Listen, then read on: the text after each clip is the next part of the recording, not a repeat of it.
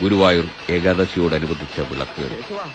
നവമി വിളക്ക് ദിവസം കേശവന്റെ പുറത്ത് തനിക്ക് കിട്ടിയ വീരശൃംഖല ഉൾക്കൊള്ളുന്ന സ്വർണ്ണക്കോലം എഴുന്നള്ളിച്ചിരിക്കുന്നു.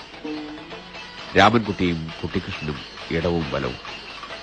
വിളക്ക് തുടങ്ങി അധികമായിട്ടില്ല. സമയം 12 എന്ന് വലിയ മണി ശബ്ദിച്ചു. കേശവന് എന്തോ അസ്വാസ്ഥ്യം പോലെ 2 കവിൾ ഛർദ്ദിച്ചു. ആലവട്ടവും വെഞ്ചാമരവും കുടയും താഴെയിറക്കി. അവ പിടിച്ചിരുന്നവർ താഴെയിറങ്ങി.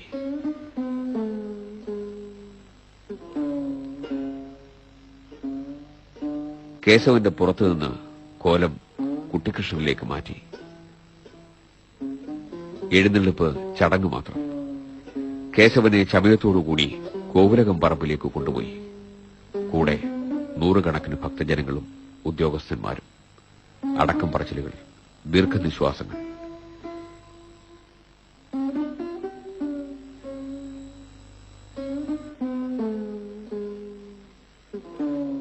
കേശവനെ മണ്ണൂത്തി വെറ്ററിനറി കോളേജിലെ ഡോക്ടർ പ്രൊഫസർ ജോർജ്, ചാവക്കാട്ടുള്ള ഡോക്ടർ അബ്ദുൾ ഹമീദ് തുടങ്ങിയവർ പരിശോധിച്ചു.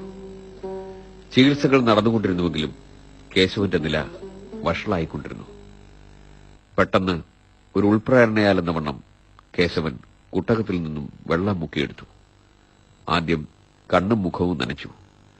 ശേഷം 3 തവണ അല്പാൽപ്പം വെള്ളമെടുത്ത് വായിലൊഴിച്ചു. ജനം സന്തോഷിച്ചു. കേശവൻ വെള്ളം കുടിക്കുന്നു, അസുഖം കുറഞ്ഞിരിക്കുന്നു. സന്തോഷം അധിക സമയം നീണ്ടുനിന്നില്ല.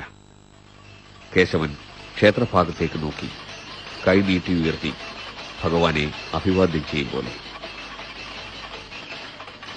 1976 ഗുരുവായൂർ ഏകാദശി ഡിസംബർ 2. പുലരാൻ ഇനിയും അധികമില്ല. ഏറെ കഴിയും മുമ്പ് നിർമ്മാല്യ ദർശനത്തിനായി ക്ഷേത്രം നട തുറക്കും. 10,000 ഭഗവത് ദർശനത്തിനും ഏകാദശി മഹോത്സവത്തിൽ ഭാഗഭാക്കാവുന്നതിനുമായി എത്തിയ പുണ്യദിനം. കേശവൻ നടമടക്കിയിരിക്കുകയും ഉടനെ ക്ഷേത്രത്തിന്റെ ഭാഗത്തേക്ക് തലവെച്ച് കിടക്കുകയും ചെയ്തു. നടകൾ നീട്ടിവെച്ച് കണ്ണടച്ച് തുമ്പിക്കൈ മുമ്പോട്ട് നീട്ടി ഉള്ളോട്ട് വളഞ്ഞങ്ങനെ. ചിലപ്പോഴൊക്കെ ശ്വാസഗതി ശരിയില്ലെന്ന് തോന്നി. ചുറ്റും നിന്നവർ കേശവനെ സസൂക്ഷ്മം വീക്ഷിച്ചുകൊണ്ടിരുന്നു. 2 മണിയോടെ കേശവൻ കണ്ണു തുറന്നു. ചുറ്റും നിൽക്കുന്നവരുടെയൊക്കെ മുഖങ്ങളിൽ ആ ദൃഷ്ടി പാറി വീണു. 100 കണക്കിന് ആളുകൾ നോക്കി നിൽക്കെ ആ കണ്ണുകൾ അടഞ്ഞു.